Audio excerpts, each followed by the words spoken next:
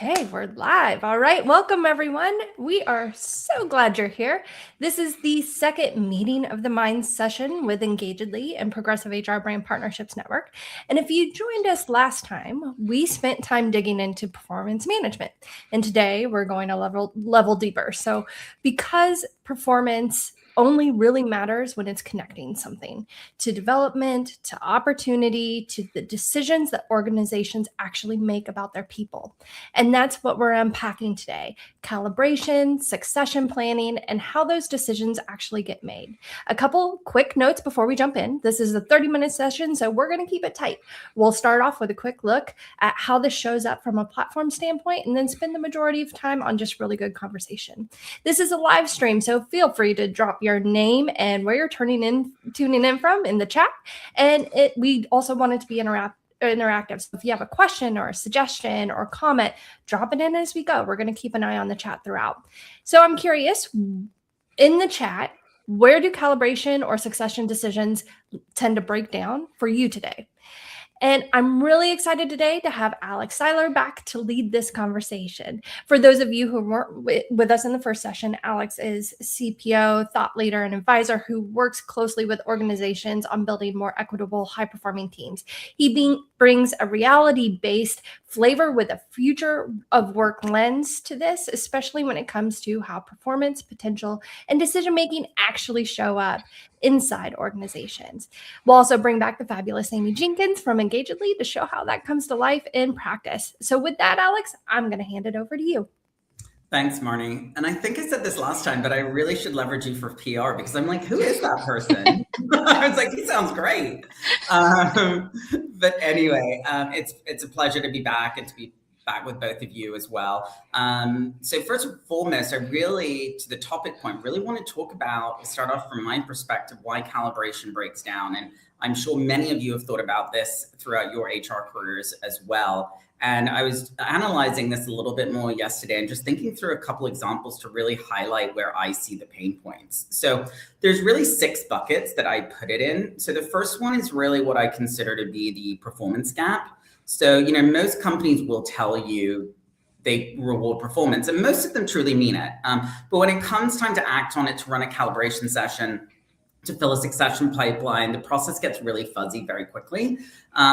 People walk in with different standards, as we know, different definitions of what high performance is, the rating scale. And instead of a structured conversation, I always feel like you end up in an opinion battle. I remember being in a calibration session once where a manager spent 4 minutes defending a meets expectation rating for someone who had led a major systems migration that year. 4 minutes, right? So, and when I asked what documentation supported the rating, the answer was, and I'm paraphrasing, I guess, but it was, I just know her, she's fine. So my reaction was like, that's not calibration, that's vibes with a spreadsheet. Right. So that immediately takes the conversation away and immediately takes it to a place that isn't objective and highly subjective. I think the second place I think about is the calibration meeting itself. In essence, you think, oh, this is going to be great. But, done poorly, it really brings a lot of recency bias into the room. The loudest voice wins, the most visible employees get the rating, the person who had a great last quarter gets credit for the entire year. I mean, you've heard the playbook before. Gut feel really sort of tends to masquerade as judgment, right? And nobody calls it out because it feels too uncomfortable to do that. So, I remember when somebody's name came up and the first thing a manager said is, oh, she crushed it on X account last month. And that was one moment, 1 month, one project, and that became the entire frame of the conversation and how people looked at her. Meanwhile, the colleague who was like steady and reliable, did high quality work for the entire 12 months, they get a 3, right? So that's not a performance problem. I really think that's a process problem, and people not really, I don't know if it's being educated and or taking the time to really understand what it means to calibrate. A third piece I look at is what I call the 9-box reality. And we're going to talk more with Amy about the 9-box as well today and get into it. But, the 9-box, and look, I have various views on the 9-box, but it gets blamed a lot. But here's the thing, it's not the tool that's the problem again. Like most teams either don't use it or they don't use it consistently. And every manager has a different definition of what high potential is. So, you know, I think people use it, they fill it out, and then they file it away. And it never connects to anything, right? That not the development plan, not succession pipeline. It's just a grid that lives in someone's desk, I always say, that gets pulled out once a year. So, you know, I really want you to ask yourself, if you're listening to this, when was the last time someone in your org was moved into a development opportunity or succession pipeline because of where they landed on the 9 box? Not because their manager advocated loudly for them in a meeting, because the process surfaced them. You know, so I find the honest answer is we don't actually know, and that's the problem, right? So those are the first 3, I would say. The fourth one I've already touched on a little bit is the bias problem. You know, here's where it gets expensive. When performance data and succession data live in separate systems, or, you know, I'd say we're separate conversations. The people who get opportunities are the people who are most visible. And that has become, you know, I think even more amplified in recent years. They're not necessarily more ready, they're just more visible. And there's a huge difference there. And without connected data, it's really hard to tell the difference though, as well. I think the other piece, I call it succession as 911. I think some people call it as succession as the fire drill, right? There's always like a 911 box whenever I've done it in my career. And it shouldn't really be reactive. Like, we all know why it's there, but it shouldn't be reactive. But for most organizations, that's exactly what it is. It's a fire drill when somebody leaves. It's a scramble. Who do we have? Who's close? Can we promote internally? Or do we have to go outside? You know, that's not a succession plan. That's hoping the org chart saves you. And so I remember sitting in a room once with the VP of engineering, and the CHRO turned to the chief product officer and said, who do we have? And there was a pause, you know, not a thoughtful pause, like we haven't talked about this kind of pause. And that organization had done performance review for a couple of years. They had 9 box data. They had calibration sessions. None of it was connected. So none of it actually really mattered because none of it was usable. And so that's the thing. You can take all the steps, but if you're not connecting the data, it becomes problematic, and you can't just blame the tool. And then the last but not least is why we're here today. It's really the fix and how we can do better. And what I want to talk to Amy about as well is it's not a calibration thing, as I said again, it's a connected system. How are you creating a connected system? Shared language. What does that look like for you as a company or business? Shared data. A process that depends on who happens to be in a room or who speaks the loudest is not the process that you should be following. What I mean by connected is your performance feeds your 9 box. Your 9 box feeds your succession pipeline. Your pipeline informs your development conversations. So, you know, there is that connection along each stage. I'm sorry, I'm gesticulating with my hands. And your development conversations feed back into next year's performance data. It's really a loop, and it starts looking like a very clear connected cycle. So right now, I think organizations have the pieces, they just haven't connected the dots, essentially. But when it works, when that loop is closed, it really stops being a bureaucratic exercise and starts being an actual talent strategy that you can hang your hooks on. So that's the shift I want you really walking away with today. But, you know, at this point, Amy, I'd love to show what it looks like when that system actually works with you. Yeah, you got it. Let's dive in. So much of what you just shared is what we hear from our clients when they come to us. They have the bits and pieces, but they want to see how it all fits together. And, you know, I think there's so much to be said for having calibration, having a 9 box as a, oh, well, we're in HR, we need to do that, versus it being a strategy that actually propels the employee experience forward and adds value. So last time we were together, we went into the performance review. So today I'm starting in our performance review in the analytics side of things. You can see up here, I've got my little calibration button that we're going to dive into. But if I scroll down a little more, you'll also see I have my 9 box down here. And so I can see as a review is ongoing or once a review cycle is complete, I can always come in, see what's going on with this 9 box, click into different portions of it. It's going to show me who's falling into these categories. And I have the ability to, at just a high level, kind of see where things are plotting out. But I'm going to spend more time in the 9 box in the actual calibration portion of the platform. And again, as a reminder, as you're setting up a performance cycle, you get to decide whether or not you want 9box to be a portion of that, whether you want calibration to be a portion. So if you are doing things like 30-day reviews or 30, 60, 90s for new employees within performance, you don't have to incorporate that every single time, right? So you get to pick and choose how that all operates. All right, here's our calibration dashboard. This is where the magic really starts to happen. And as you can see, we've got our overall performance ratings. We can see a manager ratings versus final ratings. So as we're going through the calibrations, we could see how things are potentially shifting. Leadership potential ratings. Similarly, where did managers initially give us? Where are we going to map out so we can make sure that things seem to be aligning or understand where we have the most discrepancies there. But then we have our 9box. So when I'm going through calibration within Engagedly, I have a couple of different ways I can do it. I can either look at everybody in the cycle at once, sit down again in a room, as Alex said, and talk as a team about where people should land. What are their initial ratings? What are their calibration ratings? And then over here, I have our leadership potential ratings as well. Or I could break it down by the 9box.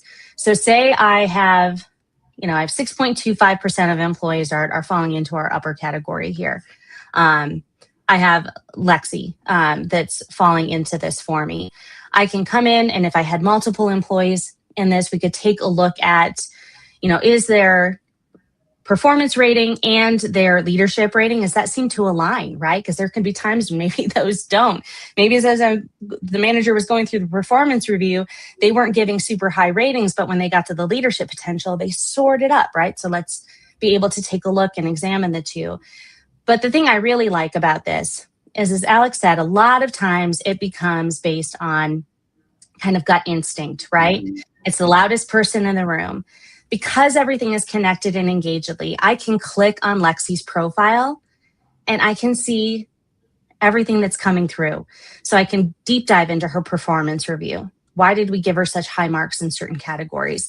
I can come down here and look at all of the different feedback that she's gotten. What was her 360 report? Is there consistency? So it isn't that point in time, that recency bias of what happened in the last project. I can really see what's happened to Lexi over the course of that review cycle, and then compare that, obviously, with what's happening with other employees to make sure that we are aligned in the way that we're rating people and not just trying to adapt to a bell curve, right? So that's really the piece that is critical there. Let's go down here. We've got a couple people down here in the bottom quadrant. Again, I can go in and make those adjustments. I can look at each of their profiles to understand what was driving those scores. But then I do have that audit log as well. So being able to view the history, as Alex said, as kind of a, why did we get here? How did we end up changing the score both for the better, or did we decrease it? And I think those are all critical pieces, not just to be able to defend decisions that are made, but also as we're looking at, why are we doing this? What's happening with all of this? Being able to look through and identify which managers maybe struggle with delivering effective performance reviews, giving too high a scores or being too critical, and we're constantly having to change their calibrations, right? We can see all of that within the Engagedly system, so we can also take the time to better develop our managers based off of that. Before I show what's coming in the future, Alex, is there anything you wanted to dive into on this?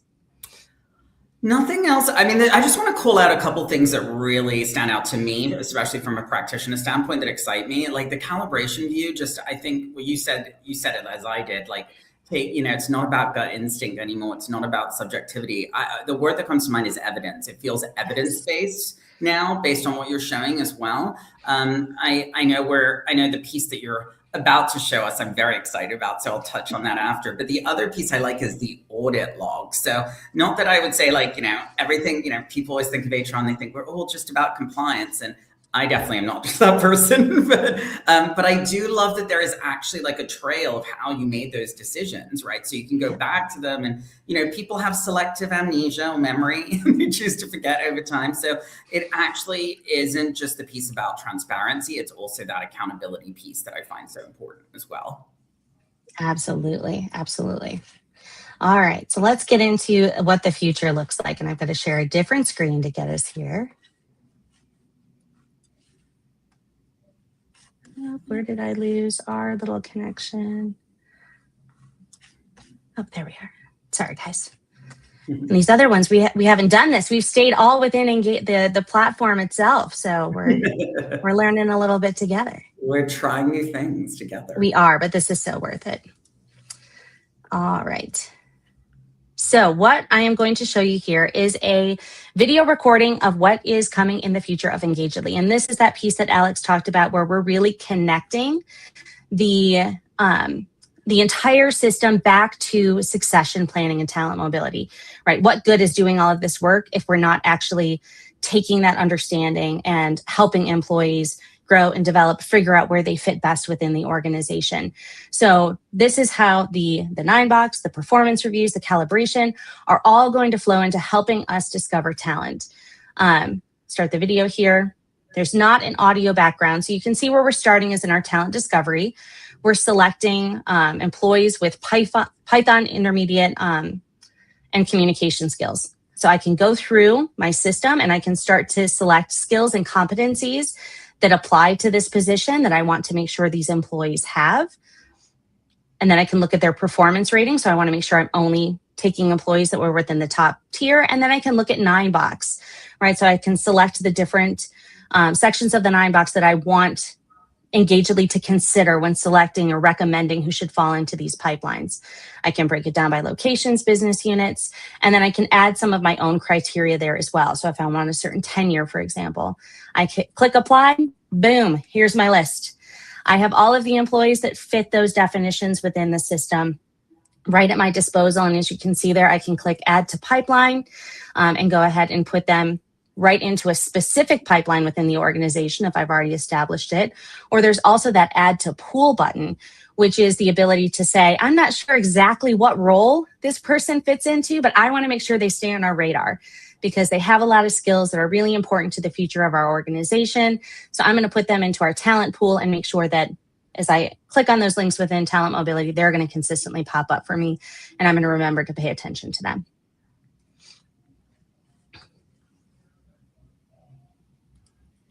And then, of course, there's going to be a Marissa piece to this. We talked about Marissa and how it lives within performance review today and helps to alleviate that recency bias within review cycles.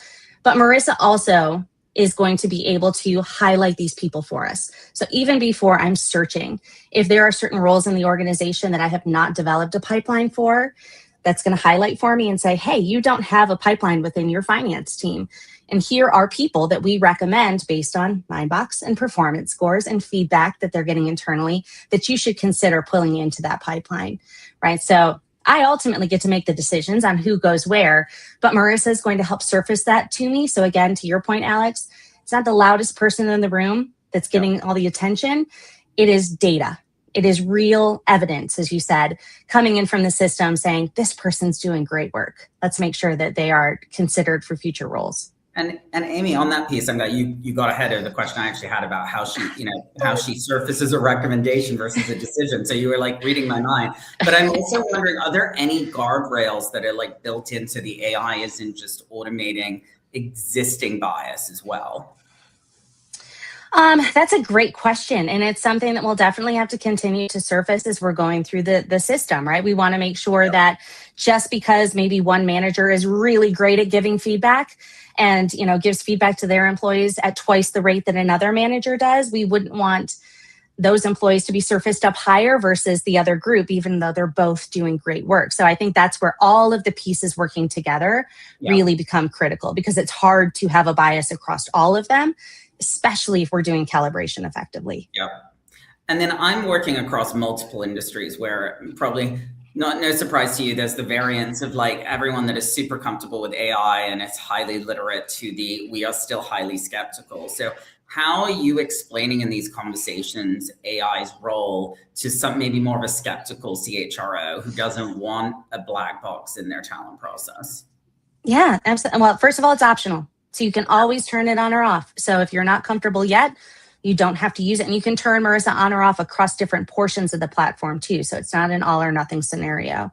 And we're building out different permission sets to where in the future, ideally, you'll be able to do like pilot programs, right? Maybe you have Marissa turned on for a portion of performance, but not across the entire organization because you want to learn how it's working.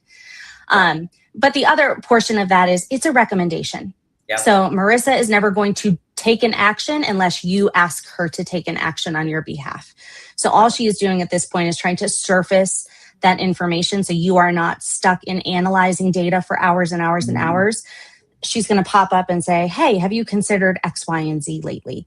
And then you can decide what actions you want to take based off of that. So Marissa's not doing any of the actual conversation for you, that, you know, decision making for you.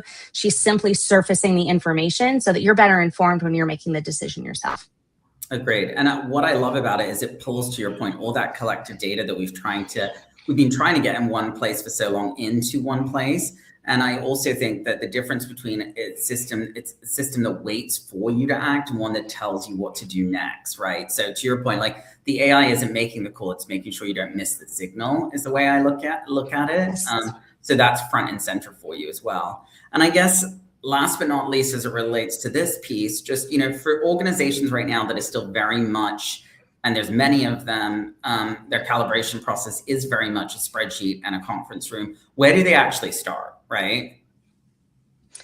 I think a great place to kick it off is by letting everyone know in the organization what calibration is, and maybe not at the individual employee level, but definitely at the manager level, what it is, why we do it, and what we intend to do with that information. Yep. HR, while they own the system, they shouldn't be the gatekeepers of the process, right? Yep.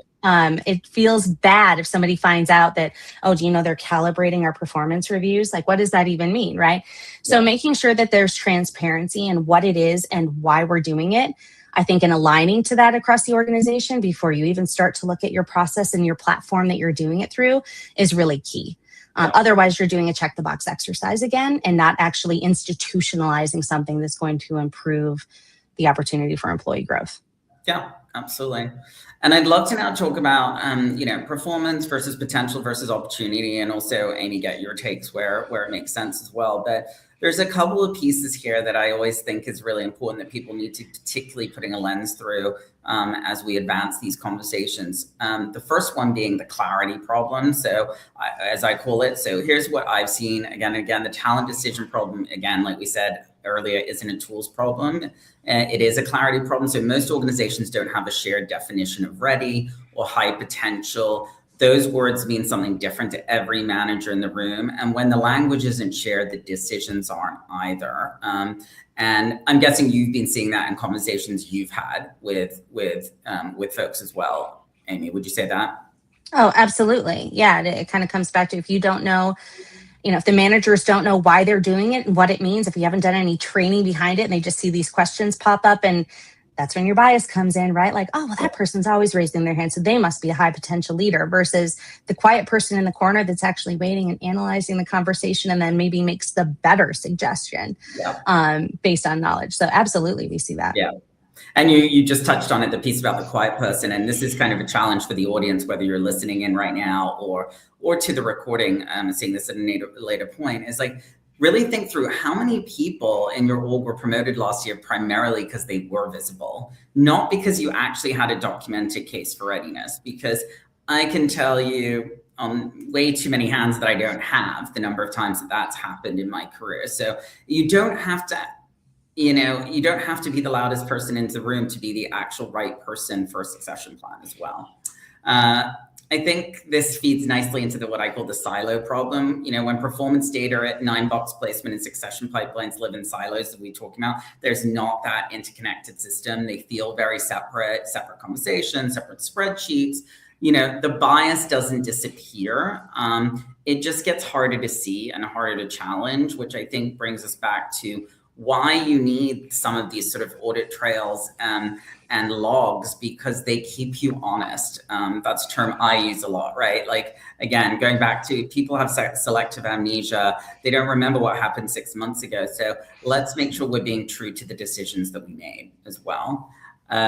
We just touched on it with Amy, but AI framing, right? I think, you know, AI framing is the next development of these conversations. So I think if you are early on in calibration, you know, AI framing seems like sort of a distant journey for some people, but really shouldn't be. It should surface patterns that humans miss. Like we said, it's that signal. It should flag when a rater is consistently harsher than their peers, for example. It should prompt you when someone in the top right of the 9 box hasn't had a development conversation in 6 months, all those things. It shouldn't decide on the flip side who's ready, right? The moment the system replaces the conversation, you've traded one problem for something much worse. So the human judgment at the end of the day, as we've always said about AI, still needs to own the call. But it can do so much to help you making that call in the back end as well.